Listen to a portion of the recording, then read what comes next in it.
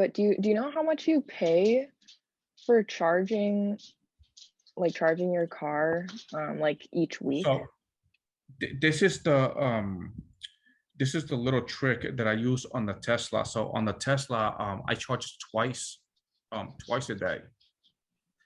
I figured that if I switch over to the long range, I will only be able to charge once. But because of range anxiety, I still charge twice a day. And now Okay. not because of the hot weather and peak times and stuff. So from 3 to 8 p.m. is peak. So basically, in the times of 3 to 8 p.m., I think it's like double the charge.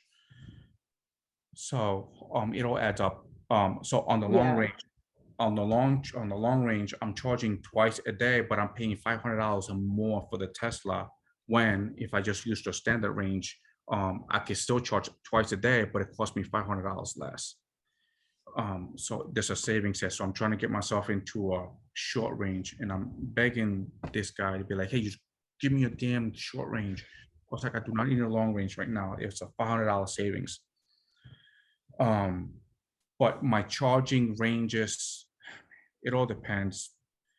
Somewhere between 165, so it's usually about $30 to $40 daily. Depending, because as it gets hotter, um, the batteries don't perform. They still last me quite a while. Um, but the AC is cranking.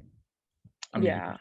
the car gets hot. I mean, you have glass on the top, you have glass all over the place. Not only that, the TV screen is a metal plate.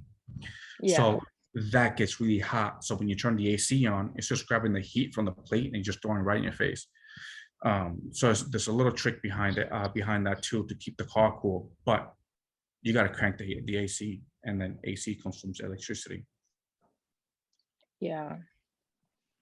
Okay, yeah, I didn't even think about that. That's crazy. Yeah, Um, I need to really put this on my little YouTube videos, because that I do take notes, but these little tips is saves. It's really yeah, expensive. that'd be a good idea. Yeah, that's a good, like, YouTube video idea. Um,